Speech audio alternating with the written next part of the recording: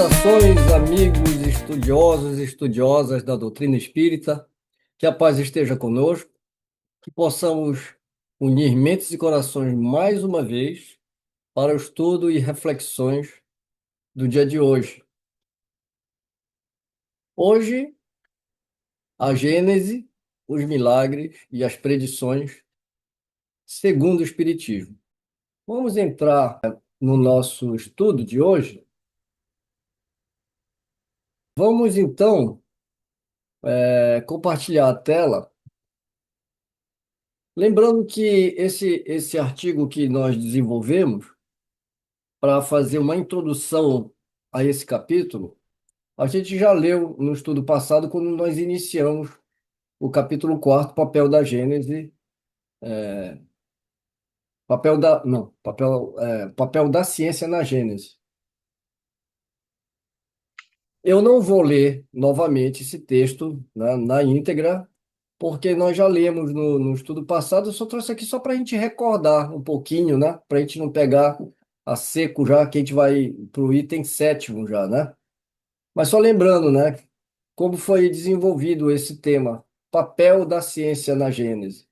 Esse capítulo 4 de A Gênese consolida uma diretriz que Allan Kardec construiu metodicamente desde o lançamento de O Livro dos Espíritos.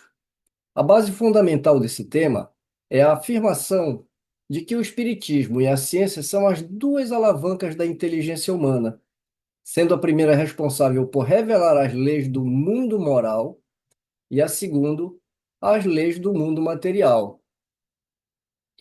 O espiritismo como ciência de observação e positiva. Inclusive, foi outro artigo que nós escrevemos junto com esse, que também está na descrição do vídeo do estudo anterior, de número 14, né? Que esse aqui é o 15º, né? A ciência positiva no século XIX. Nós desenvolvemos toda a ideia, né, do que era o positivismo, a ciência positiva ao tempo de Kardec.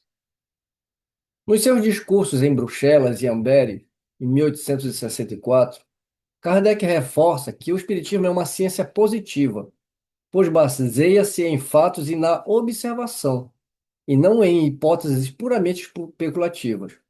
Essa visão é a base para o capítulo 4 que a gente está estudando, onde ele argumenta que a ciência material prepara o caminho ao demonstrar as leis da matéria, enquanto o espiritismo o completa revelando as leis do espírito.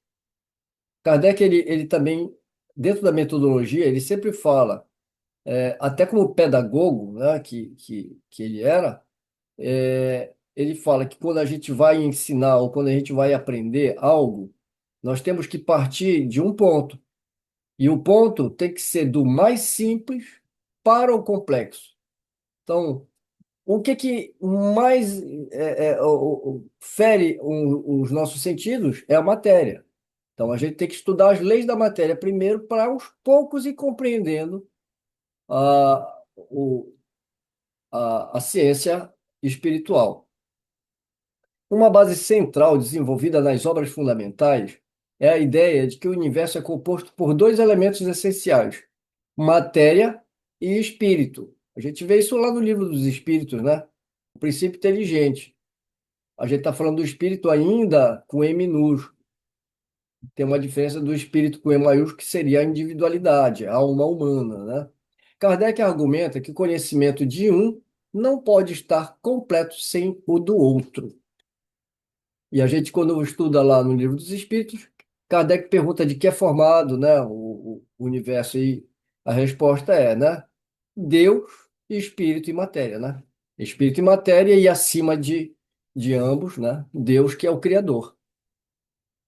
A ciência materialista fracassa em explicar certos fenômenos, como a vida e o pensamento, porque ignora o elemento espiritual, que é uma das forças vivas da natureza, tão real quanto a gravidade ou a eletricidade. Até hoje, tem gente discutindo que o pensamento é fruto do cérebro, né? E onde que mora a consciência? Ainda há uma discussão muito embora muitos neurocientistas, como a doutora Herculano Rosel, que a gente já falou sobre ela, né? Ela desenvolve um trabalho mostrando que há algo além, né, da matéria. O espiritismo, ao introduzir esse novo agente, seria o espírito, amplia o domínio da ciência, permitindo que problemas antes insolúveis encontrem solução racional. No Evangelho segundo o Espiritismo, ele abre também um capítulo para falar, né, que a ciência e a religião, no sentido, né, do espiritual, elas caminham juntas. Uma depende da outra para se completar. São complementares, elas não são, não é uma antítese, né, uma da outra, né? É um complemento, né? A revelação gradual e o controle da ciência. Kardec fundamentou a ideia de que a revelação espírita é progressiva e deve caminhar lado a lado com a ciência. Qual é a ideia aqui? A ideia do espiritismo é mostrando que o véu que ainda cerra os nossos olhos é porque a gente não tem um total conhecimento da ciência material. Então, conforme também a ciência material ela vai desenvolvendo, a gente passa a ter uma visão muito mais ampla desses fenômenos para poder conseguir entender os fenômenos espirituais também. Porque, por conta disso, na nossa juventude espiritual, tudo que ultrapassava o nosso conhecimento, a gente considerava como divino ou sobrenatural, por falta da ciência, né, do entendimento, né, da compreensão daqueles fenômenos. Então, hoje, né, quando o homem ele desconhece algo, ele persiste na busca. Porque se a própria fé não consegue complementar aquela ideia, conforme o homem vai desenvolvendo a ciência, ele chega mais perto de uma compreensão. Porque senão, ele antecipadamente, ele pode considerar algo maravilhoso que ainda não, algo espiritual, né, ou considerar algo maravilhoso, que no futuro, quando a ciência desvendar, ele vai perceber que era só a falta do conhecimento daqueles fenômenos. O Kardec vai tratar exatamente disso de uma maneira muito brilhante no texto que a gente vai adentrar. Eu acredito que aqui já deu até para a gente até, dar uma lembrada, né, no que a gente já viu nesses 6 primeiros itens, né? Então, para fechar a nossa ideia aqui, fazendo uma analogia do próprio Kardec, ele vai se referir à ciência e material e espiritual. Ele vai falar que a relação entre essas duas áreas é como a de um relógio e seu fabricante. A ciência estuda as engrenagens materiais, ou seja, o mecanismo, enquanto o espiritismo revela a inteligência que o planejou e a força que o move. É uma bela analogia e assim eu acredito que a gente já possa adentrar no nosso texto. Então vamos retomar o estudo anterior, que nós paramos terminamos o 6º item e vamos para o 7º. A Bíblia contém, evidentemente, fatos que a razão desenvolvida pela ciência hoje não poderia aceitar, enquanto outros parecem estranhos ou repugnantes, porque dizem respeito a costumes que não são mais os nossos. Mas fora isso, seria parcial não reconhecer que a Bíblia encerra coisas grandes e belas. A alegoria ocupa lugar considerável e oculta sob o seu véu, verdades sublimes que aparecem se lhe buscarmos a essência do pensamento, porque assim o absurdo desaparece. Por que então o véu não foi levantado há mais tempo? Por um lado, pela falta das luzes que somente a ciência e uma sã filosofia poderiam fornecer. Por outro lado, devido ao princípio de imutabilidade absoluta da fé resultante de um respeito exageradamente cego pela letra, diante da qual a razão deveria curvar-se, e, por conseguinte, o temor de comprometer a base das crenças edificadas sobre o sentido literal. Tá? Então, ao mesmo tempo que ele pergunta, ele já dá a resposta, né? Por que que o véu não foi levantado há mais tempo? Primeiro, por falta, né, das luzes que a ciência vai trazer, o desenvolvimento do pensamento humano, né? O conhecimento das leis, o estudo. Tá? E, por outro lado, aí aqui até coloquei em vermelho, né? Devido ao princípio da imutabilidade absoluta da fé. Uma fé cega, né? Porque é resultante de um respeito exagerado, né? Exageradamente cego pela letra. Então, se prende ao que está escrito no sentido literal, não faz a interpretação daquele conhecimento que está ali, inerente não, que está em germe ali, né? Como essas crenças partiram de um ponto primitivo, temia-se que, se o primeiro elo da corrente fosse rompido, todas as malhas da rede acabariam por se romper. Por isso, resolveram que era melhor fechar os olhos. Mas fechar os olhos para um perigo não implica evitá-lo. Quando um edifício se inclina, não é mais prudente substituir imediatamente as pedras velhas por outras boas, ao invés de esperar, por respeito à antiguidade do edifício, que não mais haja remédio para o mal e que seja necessário reconstruir tudo de baixo até em cima?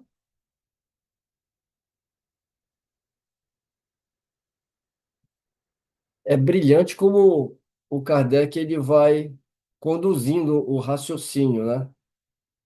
Oitavo, levando suas investigações até as entranhas da Terra e as profundezas dos céus, a ciência demonstrou de maneira irrefutável os erros da gênese mosaica, tomada ao pé da letra, e a impossibilidade material de que as coisas tenham acontecido da maneira como são textualmente relatadas. A ciência desferiu, desse modo, um golpe profundo nas crenças seculares. A fé ortodoxa revoltou-se, acreditando ver removida sua pedra fundamental. Mas quem deveria estar com a razão? A ciência, em sua marcha prudente e progressiva sobre o terreno sólido dos números e da observação, sem nada afirmar antes de ter uma prova em mãos, ou uma narrativa escrita em uma época em que os meios de observação inexistiam? Quem deve triunfar? Aquele que diz que 2 mais 2 são 5, recusando-se a verificar o resultado, ou o que diz que 2 mais 2 são 4 e comprova essa afirmação? 9. Mas então alguém dirá: se a Bíblia é uma revelação divina, terá Deus se enganado?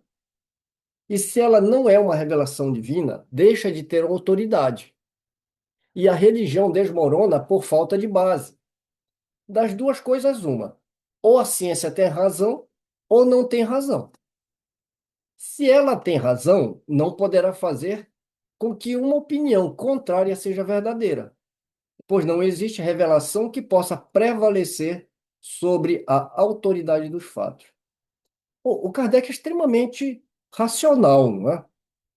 Por quê? Porque a gente está discutindo aqui coisas que a ciência observou, e não é um homem que observou, isso não é tirado da cabeça de um homem, né? Que a gente sabe que todas as hipóteses que são levantadas dentro da ciência, seja qual área da ciência for, ela é amplamente discutida.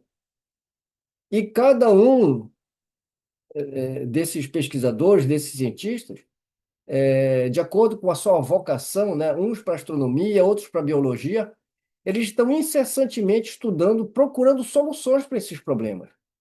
E quando alguém descobre, os outros que estavam na pesquisa se interessam para entender como é que ele chegou àquela questão. E às vezes os pontos de vista não batem. E aí o que é que se faz dentro da ciência?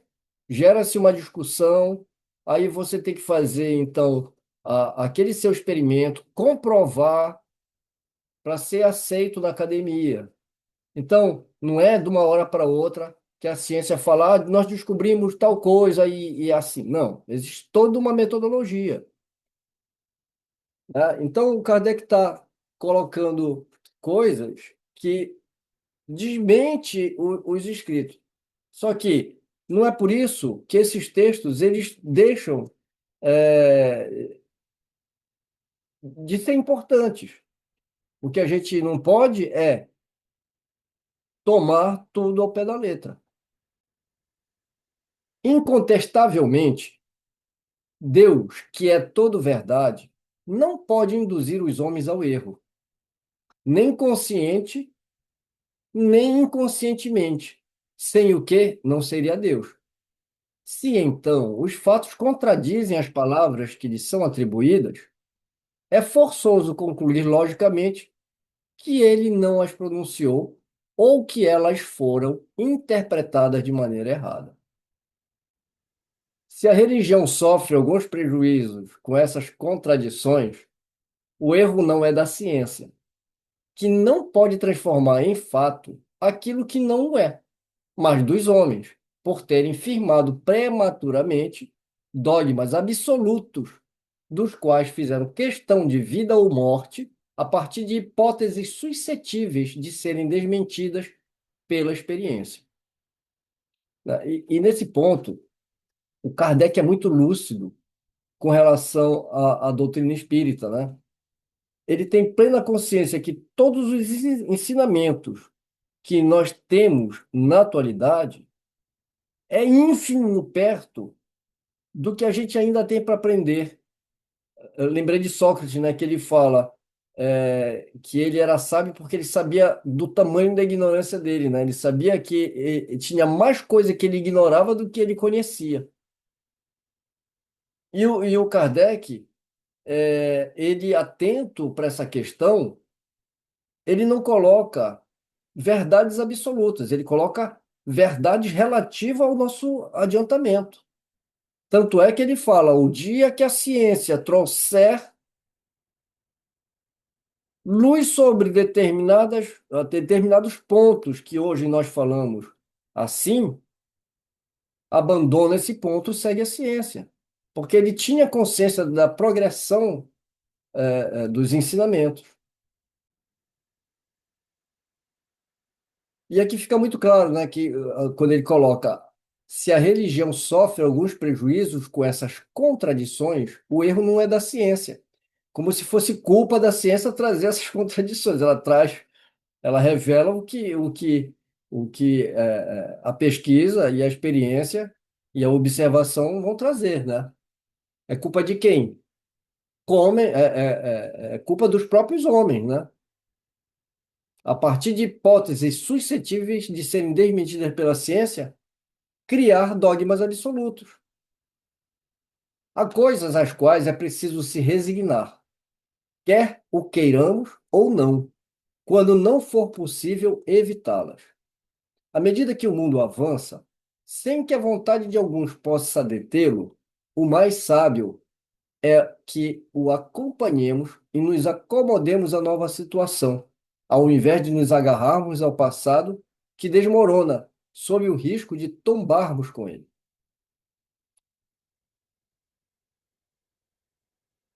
Décimo, deveríamos então impor silêncio à ciência por respeito aos textos tidos como sagrados, que é era o que a igreja queria, né?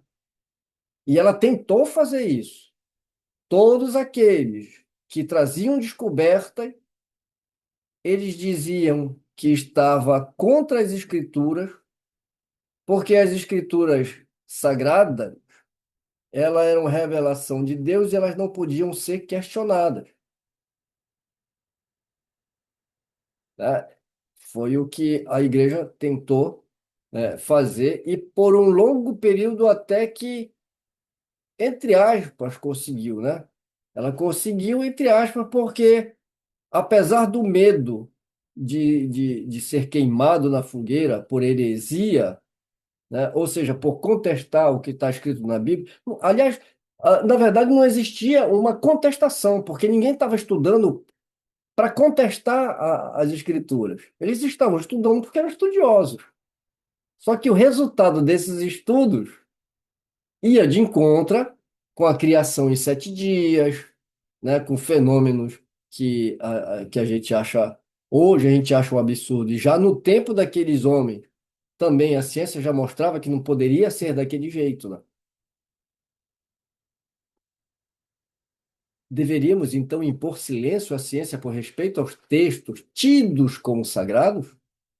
Isso seria tão impossível quanto impedir a Terra de girar. As religiões, quaisquer que sejam, jamais ganharam coisa alguma em sustentar erros evidentes. A missão da ciência é descobrir as leis da natureza. Ora, como essas leis são obra de Deus, não podem ser contrárias às religiões fundadas sobre a verdade. A ciência realiza sua missão pela própria força das coisas e como consequência natural do desenvolvimento da inteligência humana, que é, ela também, uma obra divina, e só avança com a permissão de Deus, em virtude das leis progressivas que ele estabeleceu, que é também estudado no livro dos Espíritos, né? As leis morais. Lançar o anátema sobre o progresso como atentado à religião é ir contra a vontade de Deus. Além disso, é inútil, porque todos os anátemas do mundo não impedirão a ciência de progredir e a verdade de aparecer. Se a religião se recusa a avançar com a ciência avançará sozinha. E é o que acontece, né?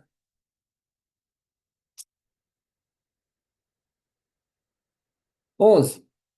Somente as religiões estacionárias podem recear as verdades da ciência, que apenas são funestas aquelas que se distanciam das ideias progressivas, imobilizando-se no absolutismo de suas crenças.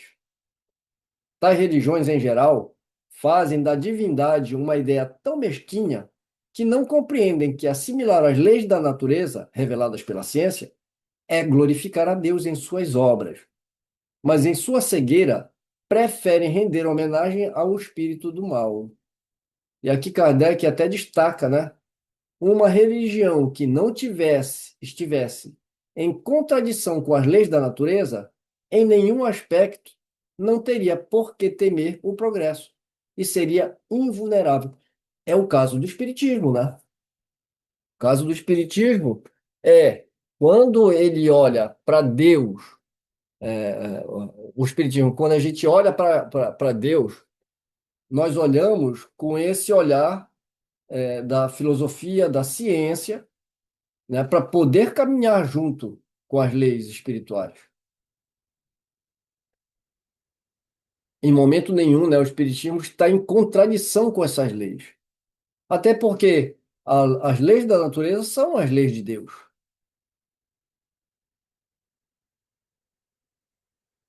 12.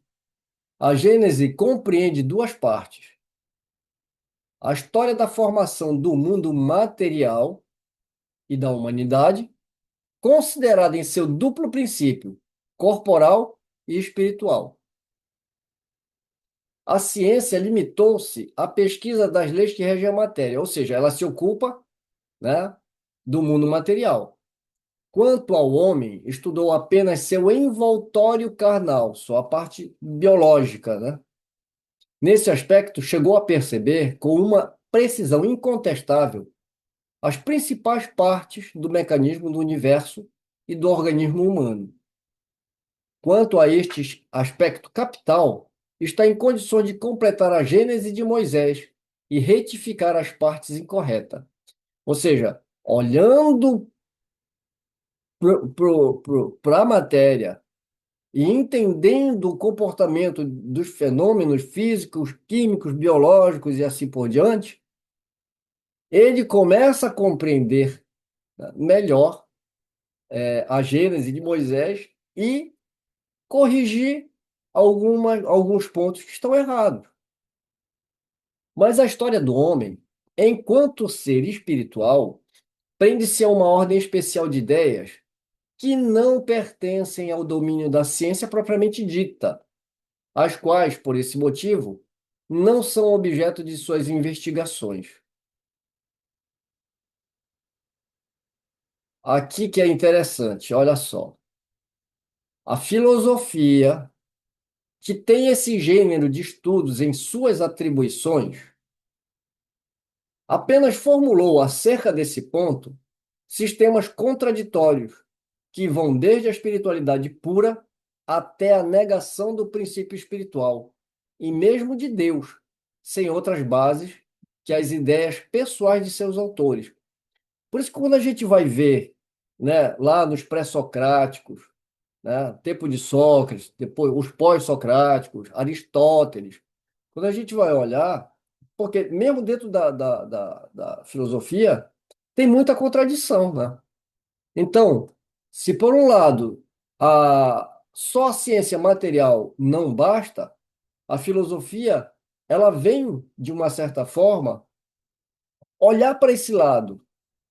Mas dentro da própria filosofia existiam muitas contradições.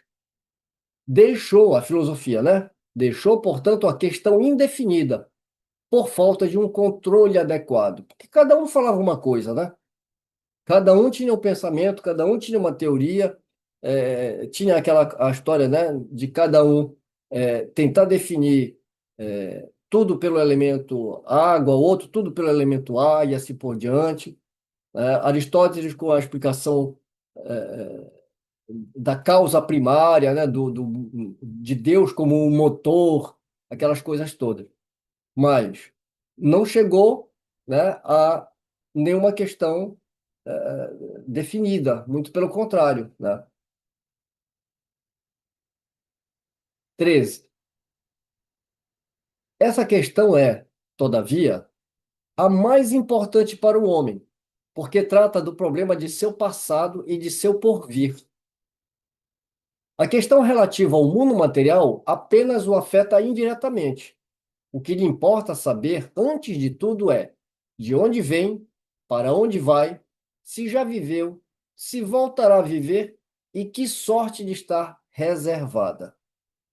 A ciência se mantém muda em relação a tais questões. A filosofia apresenta apenas opiniões cujo sentido é diametralmente oposto, mais ou menos permite discutir o assunto, o que faz com que muitas pessoas se coloquem a seu lado e não ao lado da religião que nada discute.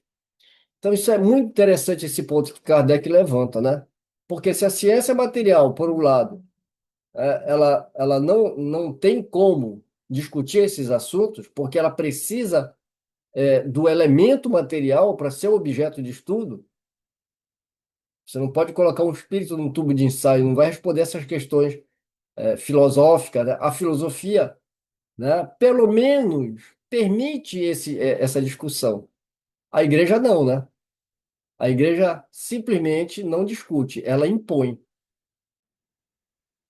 Aqui a gente está entrando já na área da filosofia, na metafísica. Fernando, fique à vontade se você tiver coceira na língua, tá?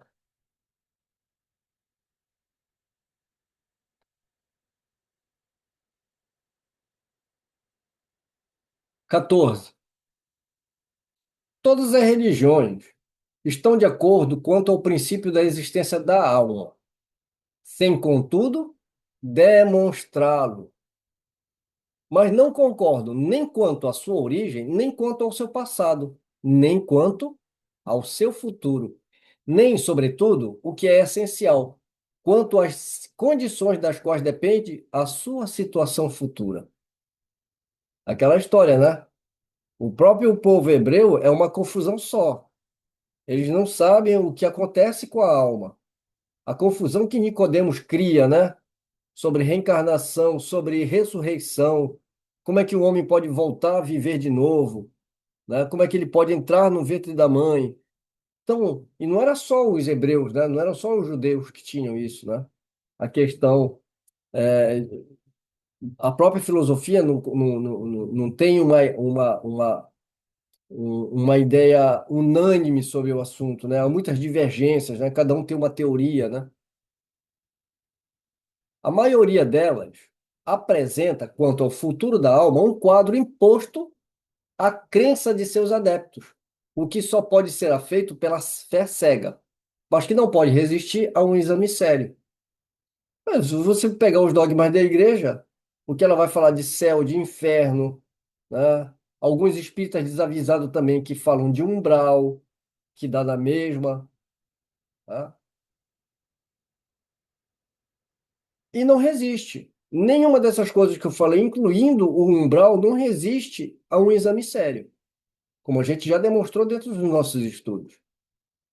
A destinação que traçam para a alma, estando ligada dentro de seus dogmas, às ideias que se tinha do mundo material e do mecanismo do universo nos tempos primitivos, é inconciliável com o nível dos conhecimentos atuais. Uma vez que só podem perder com o exame e a discussão do assunto, acham mais simples proibir um e outro. Mas é isso, né? O que que você aprende quando está no catecismo que você não pode questionar, né? O que que foi aquele depoimento daquele padre que outro dia eu estava lembrando, né? Que ele vivia numa angústia porque ele tinha dúvida. E como padre, um católico, ele não poderia ter dúvida. Ele tem que ter fé. A fé cega, né?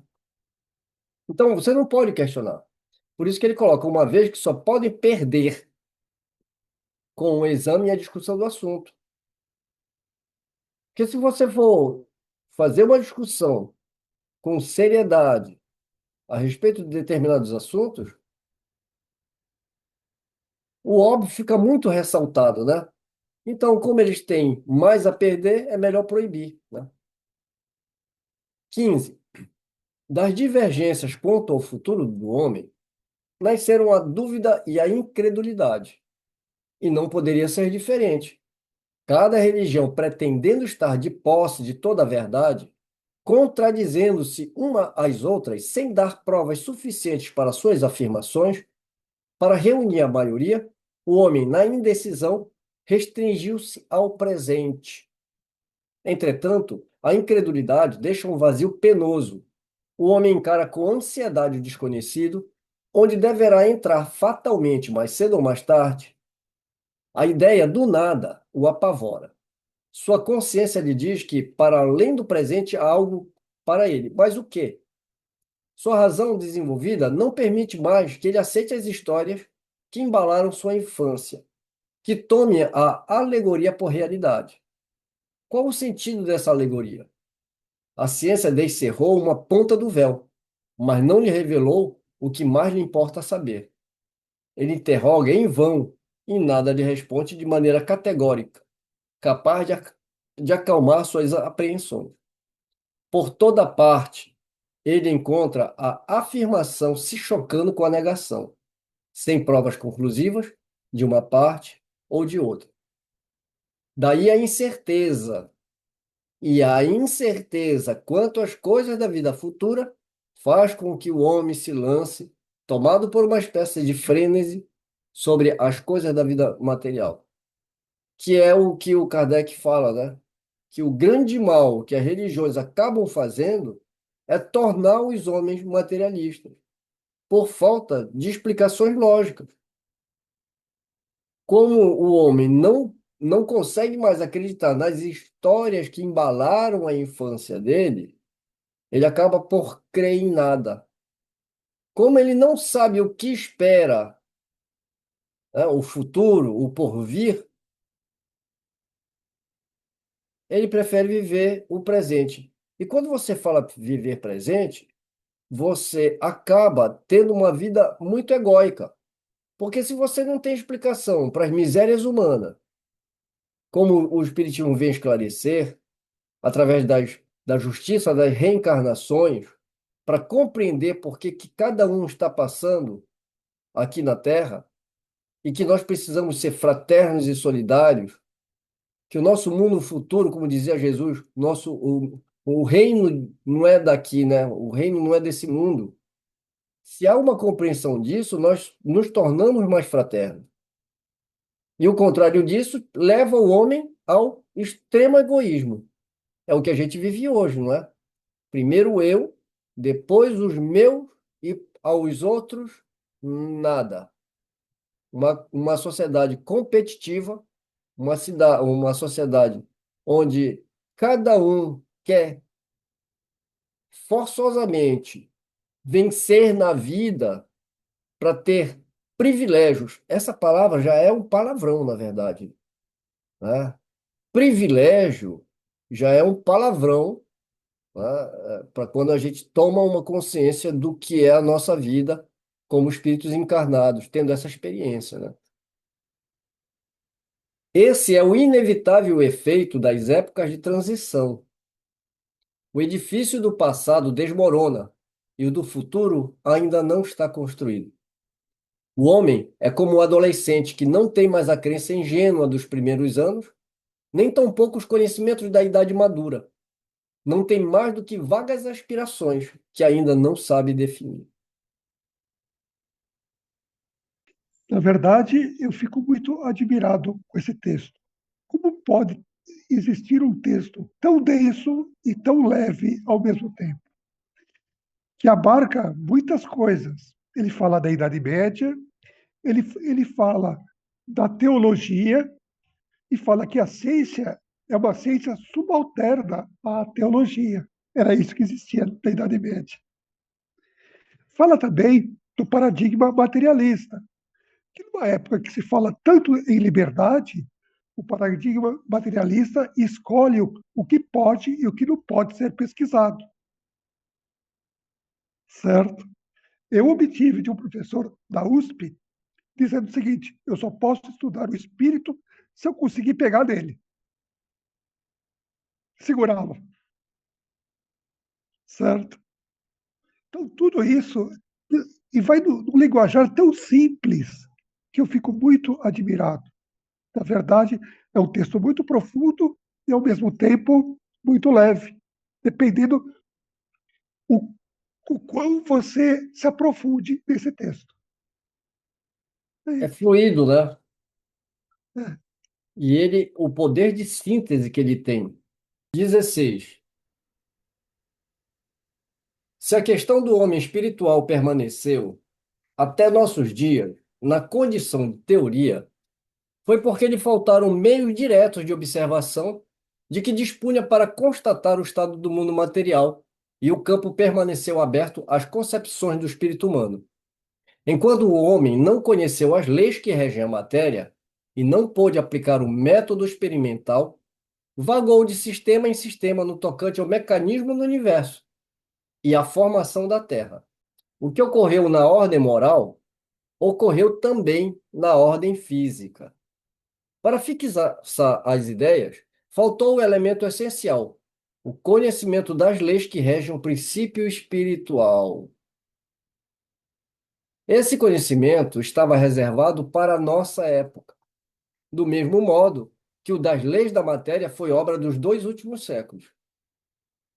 Até agora, o estudo do princípio espiritual compreendido na metafísica tinha sido puramente especulativo e teórico. No espiritismo, é inteiramente experimental. Ou seja, o espiritismo torna a metafísica inteiramente experimental.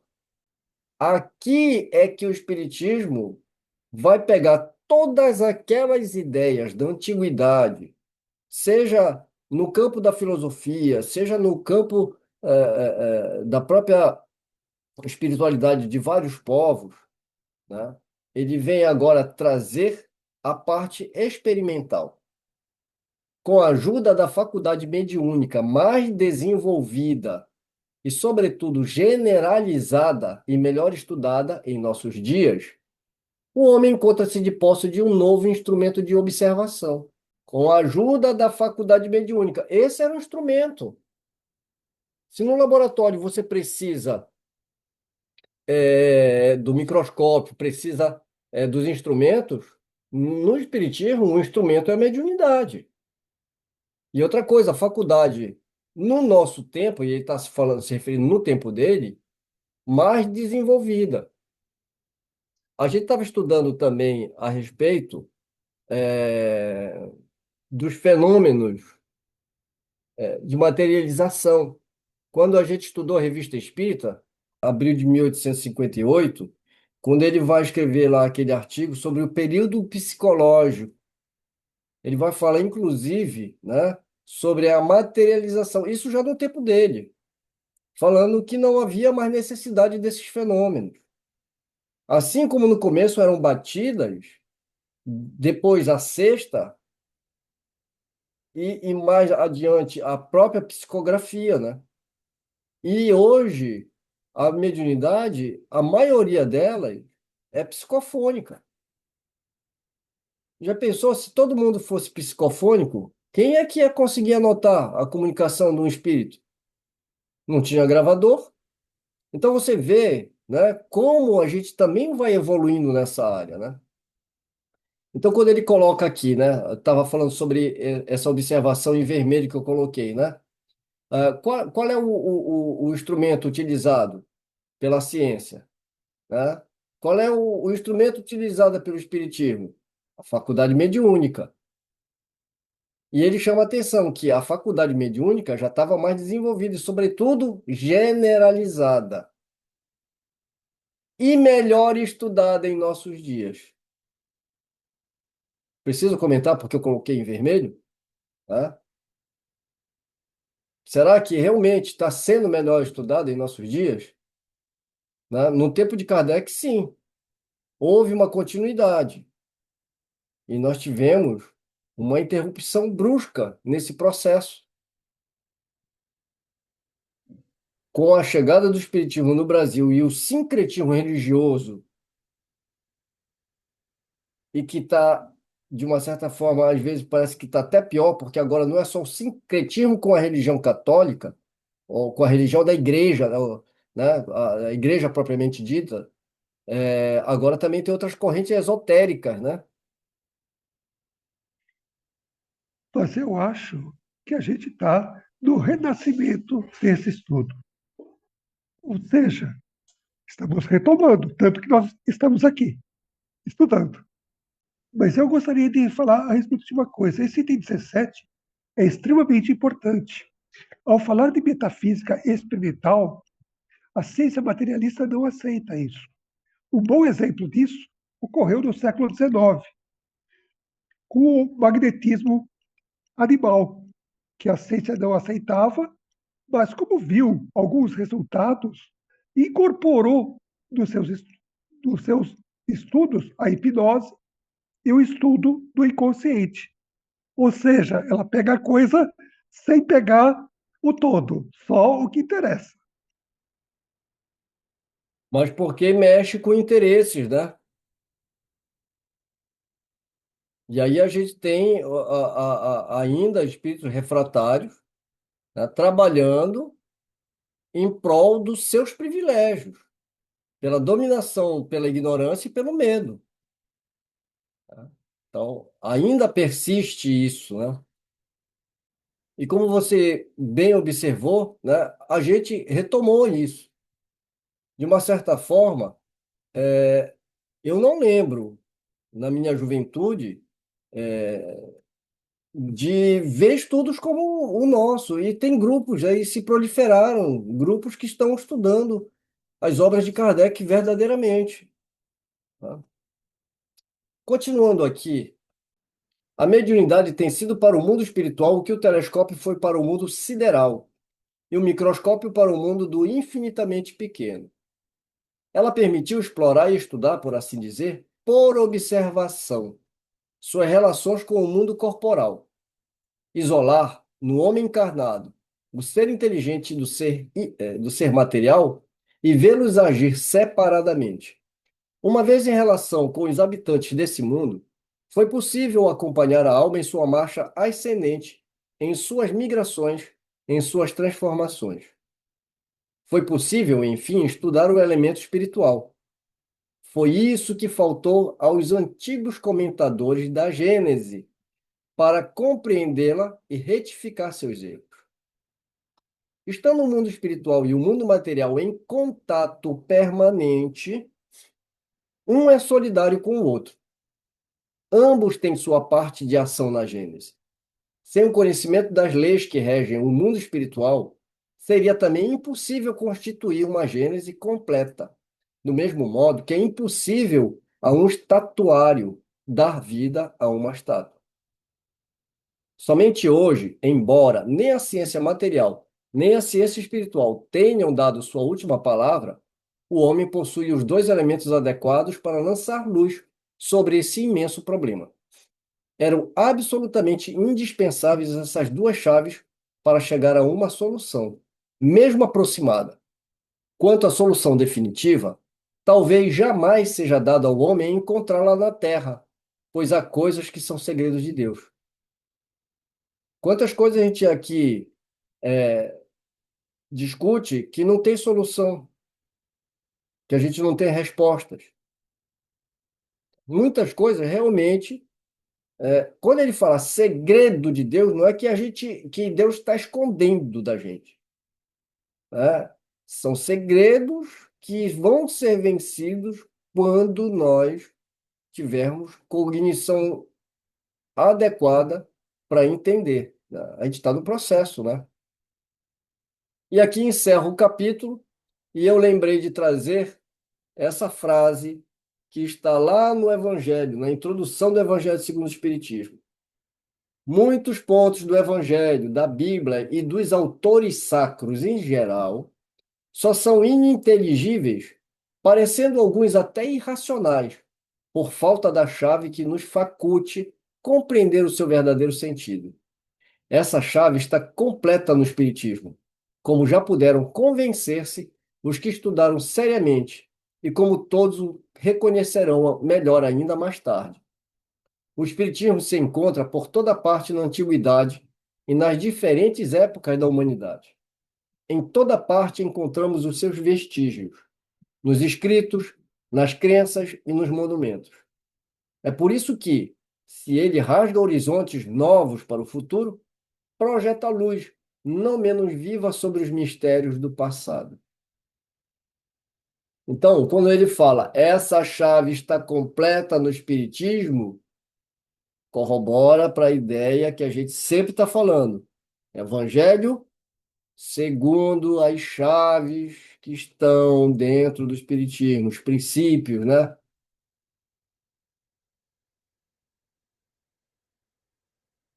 Os princípios da doutrina espírita.